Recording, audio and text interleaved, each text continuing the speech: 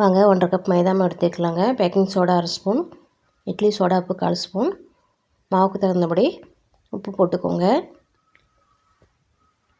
நல்லா கலந்து விட்டு 1 ஸ்பூன் நெய் விட்டு சப்பாத்தி மாவு பதத்துக்கு நல்லா பிசைஞ்சு எடுத்துருங்க. சின்ன சின்ன உருண்டைகளாக பிடிச்சி அப்படியே ஒரு 10 நிமிஷம் அப்படியே ஓரமாக வச்சுருங்க. இப்போ ஸ்வீட்டுக்காக நான் டூட்டி ஃப்ரூட்டி எடுத்துருக்கேன். செரி பழம் ஒரு 5 எடுத்துருக்குங்க. வெள்ளை எள்ளு, முந்திரி, திராட்சை, மஞ்சள் பூசணியோட விதை, தேங்காய் துருவல் பல்லாக கட் பண்ணி 1 ஸ்பூன் எடுத்துருக்கேன். 2 ஸ்பூன் தேங்காய் துருவலுங்க. இப்போ ஒரு கடாயில் 1 ஸ்பூன் நெய் விட்டுக்கலாம். பல்லாக கட் பண்ணி வச்சுருக்க தேங்காய் துருவலையும் அதே 2ஐயும் ஒன்றா போட்டு வறுத்துக்கோங்க. அதுலேயே முந்திரி, திராட்சை, பூசணி விதை, வெள்ளை எள்ளு எல்லாத்தையும் மிக்ஸ் பண்ணிக்கலாம். இப்போ அடுப்பை அமுச்சிட்டு 4 ஸ்பூன் சர்க்கரையும் அதிலே போட்டு நல்லா கலந்துருங்க. இப்போ ஏலக்காய் பொடியும் தூவிக்கலாம்.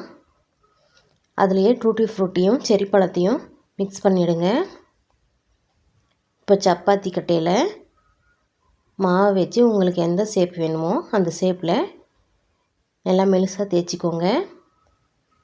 இப்போ இந்த தேங்காய் துருவல், இந்த டூட்டி ஃப்ரூட் எல்லாம் மிக்ஸ் பண்ணி வச்சுருக்கோம்ல, அதை அதுக்குள்ளார வச்சு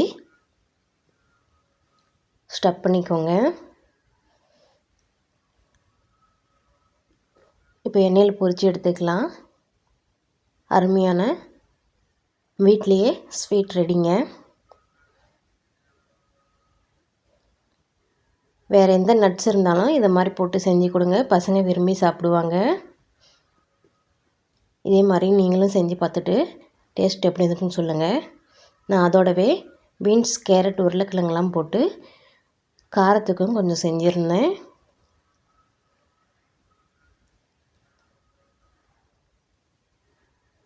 பாருங்கள் எந்த அளவுக்கு நல்லா வந்திருக்குன்னு.